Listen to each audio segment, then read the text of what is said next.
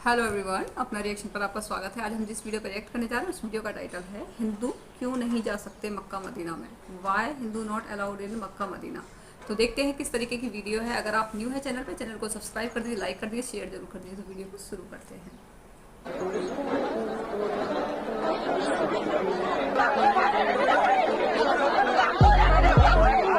हिंदू क्यों नहीं जा सकते मक्का मदीना में।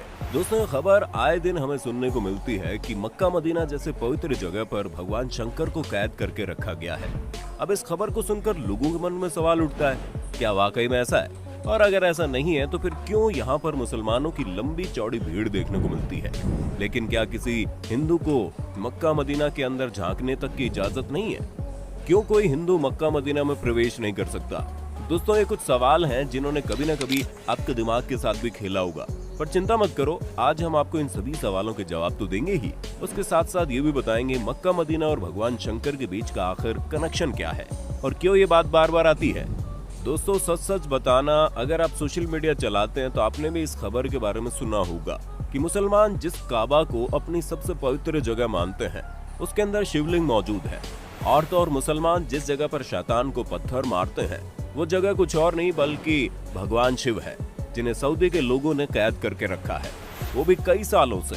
और उन्हें लगता है कि अगर कोई भी हिंदू वहां जाकर उन पर पानी डालेगा तो वो आजाद हो जाएंगे, और इसीलिए किसी भी हिंदू को मक्का मदीना के अंदर नहीं जाने दिया जाता।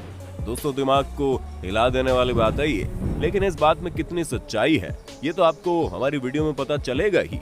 उससे पहले हमारा ये जानना जरूरी है कि इस मक्का मदीना में भगवान शिव को कैद करके रखने की बात की जाती है तो आखिर वो क्यों है और क्यों हर मुस्लिम उसे जन्नत की तरह पूजता है।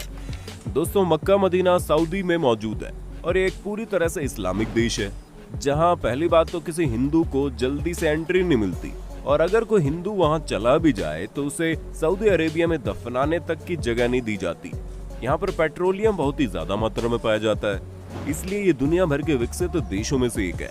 सऊदी अरब की राजधानी रियाद है और यहाँ की करेंसी रियाल है, लेकिन यहाँ की राजधानी से भी ज्यादा प्रसिद्ध यहाँ के दो शहर हैं, एक है मक्का और दूसरा है मदीना। ये दोनों ही शहर केवल सऊदी अरब में रहने वाले मुस्लिमों के लिए ही नहीं बल्कि दुनिया भर में रहने वाले मुसलमानों के लिए बहुत ज्यादा अहम है। इसकी सबसे बड़ी वजह है यहाँ पर हर साल लाखों की संख्या में मुस्लिम आते हैं। ये मुसलमानों के लिए तीर्थ स्थल की तरह है।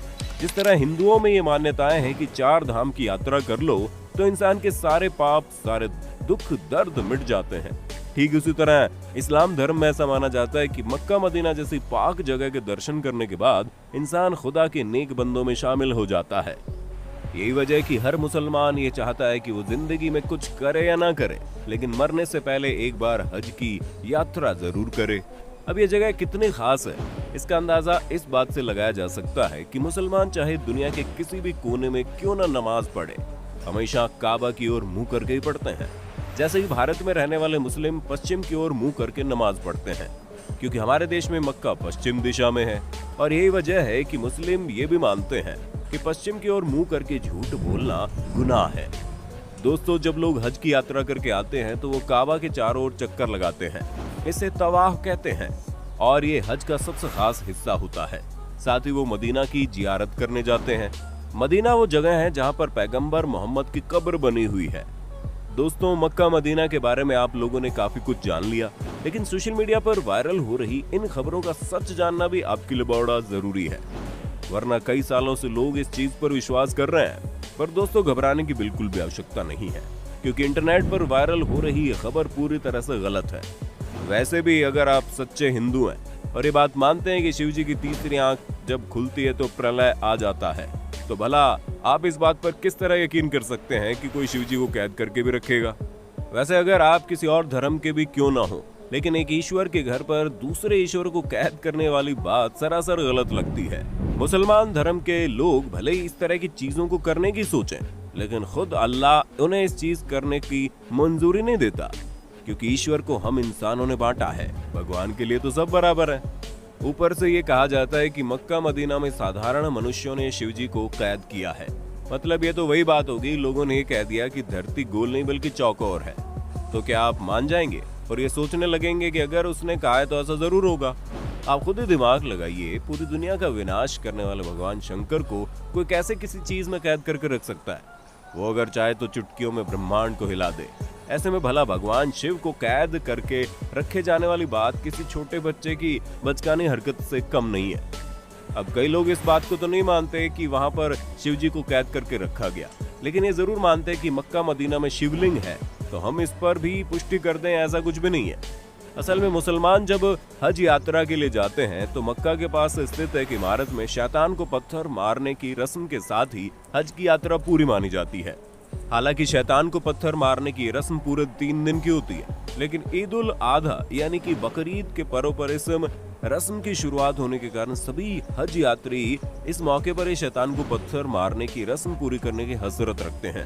हज की यात्रा पर आए लोग तीसरे दिन यहाँ मौजूद इन 3 बड़े खम्भों को शैतान समझकर इनके ऊपर पत्थर मारते हैं और इस रस्म को करने के साथ ही हज की यात्रा पूरी हो जाती है।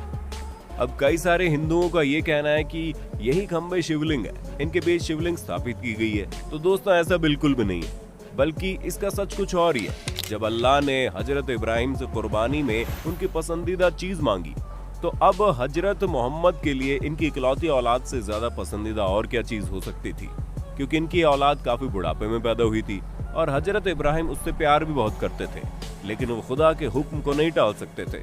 इसलिए हजरत इब्राहिम ने खुदा के लिए अपने बेटे की कुर्बानी देने का फैसला किया। पर जब हजरत इब्राहिम अपने बेटे को लेकर कुर्बानी देने जा रहे थे, तभी रास्ते में एक शैतान मिला जिसने हजरत इब्राहिम से कहा था कि वो इस उम्र में अपने बेटे की कुर्बानी क्यों दे रहे हैं। अब तो इनका बेटा होना भी बड़ा मुश्किल है, ऊपर से बेटा इतने सालों बाद बुढ़ापे में पैदा हुआ है, जो बुढ़ापे का सहारा बनेगा। अल्लाह के कहने पर हजरत इब्राहिम कैसे अपने जिगर के टुकड़े को कुर्बान कर सकते हैं। अब शैतान की ये सारी बातें सुनकर हजरत इब्राहिम सोच में पड़ गए और फिर इनका कुर्बानी देने का इरादा भी डगमगाने लगा। लेकिन फिर उन्हें ख्याल आया कि नहीं, ये चीज गलत है, अल्लाह की फरमाइश सबसे पहले है। और तब हजरत इब्राहिम कुर्बानी देने चले गए। हजरत इब्राहिम को लगा कुर्बानी देते समय कहीं वो भावनाओं में ना बह जाए। यही वजह है कि कुर्बानी देते वक्त उन्होंने अपनी आंखों में पट्टी बांध ली। लेकिन भला खुदा कैसे किसी के साथ बुरा कर सकता था। वो तो बस हजरत इब्राहिम की परीक्षा ले रहा था, जिसमें हजरत इब्राहिम पूरी तरह से पास हो गए। इसलिए खुदा ने हजरत इब्राहिम के बेटे की जगह कुर्बानी देने के लिए एक बकरी को खड़ा कर दिया और तभी से बकरीद के दिन बकरी की कुर्बानी देने की परंपरा चली आ रही है। यही वजह है कि हज यात्री जब जानवर की कुर्बानी दे देते हैं तो ये उस शैतान को पत्थर मारने पहुंच जाते हैं, जिसने हजरत इब्राहिम को भड़काने की कोशिश की थी। और इसी पत्थर मारने की रस्म के साथ ही खुदा से ये वादा भी करते हैं कि कोई भी शैतान उन्हें कभी भी बहका नहीं पाएगा। फिर चाहे वो शैतान बाहर की दुनिया का हो या फिर उनके मन में हो, वो हमेशा सच्चे दिल से खुदा की इबादत करेंगे। ऐसे में दोस्तों ये शिवलिंग नहीं बल्कि ये जो 3 खंभे हैं वो शैतान का प्रतीक है, जिस पर पत्थरों की बरसात करके लोग अपने अंदर के शैतान को मारने की कोशिश करते हैं। ऐसे में कई लोगों के मन में सवाल आता है कि अगर ऐसा कुछ नहीं है तो वहाँ पर हिंदू को क्यों नहीं जाने दिया जाता। दोस्तों यहाँ पर सबसे पहली बात तो ये है कि सिर्फ हिंदुओं को ही नहीं बल्कि किसी भी गैर मुस्लिम धर्म, फिर चाहे वो हिंदू हो, सिख हो, ईसाई हो या फिर बुद्ध धर्म ही क्यों ना हो, अगर वो मुसलमान नहीं है तो उसे काबा के अंदर नहीं जाने दिया जाएगा। क्योंकि ऐसा माना जाता है अगर कोई मुसलमान नहीं है तो जाहिर सी बात है वो सच्चे दिल से अल्लाह पर विश्वास भी नहीं करता, और जो शख्स से सच्चे दिल से अल्लाह पर विश्वास नहीं करता उसे काबा के अंदर प्रवेश करने की इजाजत नहीं है। यहाँ सिर्फ उन्हीं लोगों को आने दिया जाता है जो बिल्कुल पवित्र मन से अल्लाह को अपना मानते हैं। वरना आप खुद ही सोचिए कि आप किसी ऐसे इंसान को घर के अंदर आने देंगे जिसे आपकी बिल्कुल भी इज्जत ना हो और वो आपको बिल्कुल भी सम्मान ना करे, बस अपने फायदे के लिए आपके घर के अंदर आने की कोशिश करे। हमें मालूम है इस तरह के लोगों को आप दूर से भगा दोगे। आप ये चाहेंगे कि जो कोई भी आपके घर में आए वो कम से कम आपका सम्मान तो करे। और ठीक ऐसा ही यहाँ के लोग भी चाहते हैं कि जो कोई भी काबा में प्रवेश करे वो अल्लाह को सच्चे दिल से माने। उसके लिए सबसे पहले अल्लाह होना चाहिए, बाकी सारी चीजें बाद में।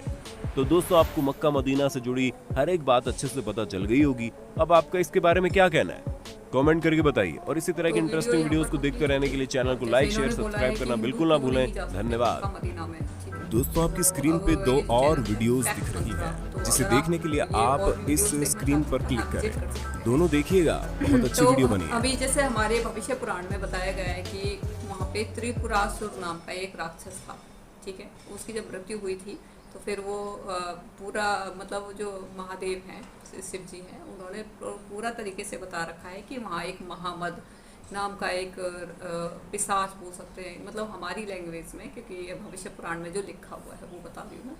तो वो वहाँ पर होगा, ठीक है, जिसकी जो अधर्म, जो कि ये सर्वभक्षी, ठीक है, इस तरीके की उनकी प्रवृत्ति होगी, जो कि एक तरीके से मतलब पूरे उसमें एक अधर्म फैलाते हैं, जो मार काट करते हैं, इस तरीके की वहाँ पर होंगे। तो वो राजा भोज को समझाते हैं कि आप वहाँ पर ना जाएं, ठीक है, वो वहाँ पर अधर्म है। तो वो कुछ इस तरीके से हमारे उसमें भविष्य पुराण में दे रखा है। कितना सच है कितना झूठ है मुझे नहीं पता है, लेकिन भविष्य पुराण में ये चीज़ें दे रखी हैं, काफ़ी साल पुरानी दे रखी हैं। उसके बाद में एज इट इज़ ऐसी हुआ था, और उनके पहनावे के बारे में बताया था कि किस तरीके से वो पहनावा उनका होगा, ठीक है, क्या वो टोपी पहनेंगे, क्या करेंगे, मतलब उसमें सारा कुछ भविष्य पुराण में दे रखा है, सब कुछ दे रखा है।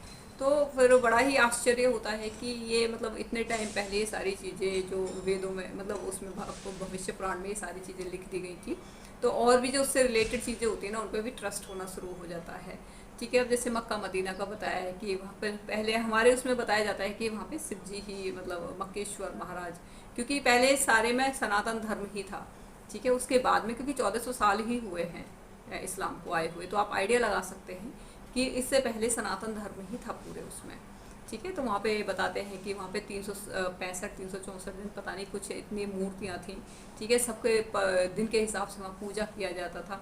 तो वहाँ पे पूरे में हिंदू धर्म फैला हुआ था। तो अगर वहाँ पे शिव जी की वो हो तो कोई बड़ी बात नहीं है, जब वहाँ पे बुद्ध की पूजा हुआ करती थी, तो ठीक है।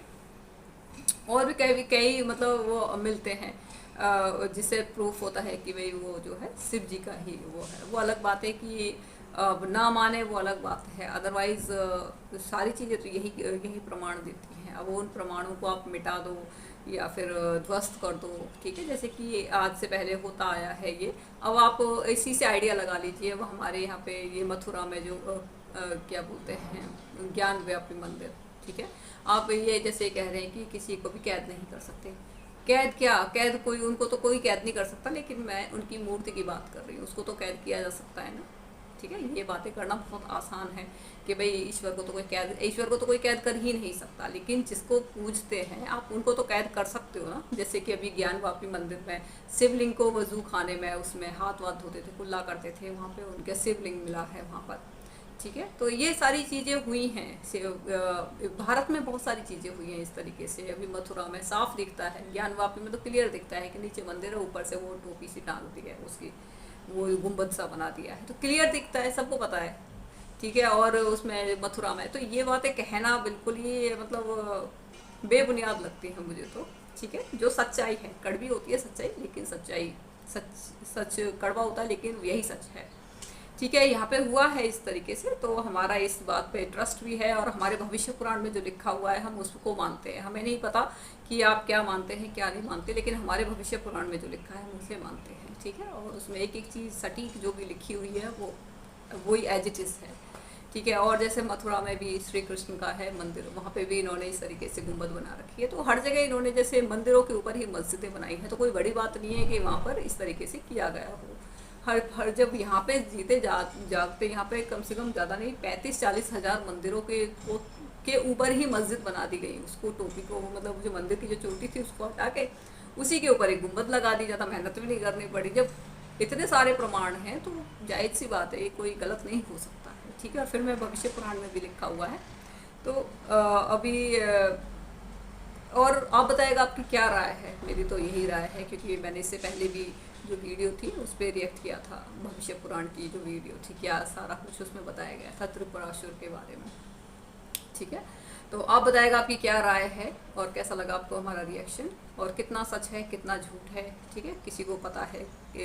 और भी काफ़ी सारी बातें बता रहे थे, बीच में सोच रही थी कि बीच में ही कट करके डिस्कस करूँ मैं, लेकिन पूरी वीडियो सुनने के बाद ही वो अलग बात है, ठीक है। तो अच्छी बात है, इनकी अपनी राय है, लेकिन हमारी अपनी अलग राय है। हमारा भविष्य पुराण के अकॉर्डिंग देखते हैं तो वहाँ पर मक्केश्वर हैं, और वहाँ पे हमारे सभी कहते हैं, और वो झूठ नहीं बोलेंगे। हो सकता है कि इनकी भावनाएं आहत हों, लेकिन ये सच है, भविष्य पुराण में तो यही है, ठीक है। और बताएगा आपको कैसा लगा हमारा रिएक्शन। अगर आपको ये वीडियो पसंद आई हो तो आप इस चैनल को सब्सक्राइब कर दीजिए, लाइक कर दीजिए, शेयर जरूर कर दीजिएगा। जय श्री राम।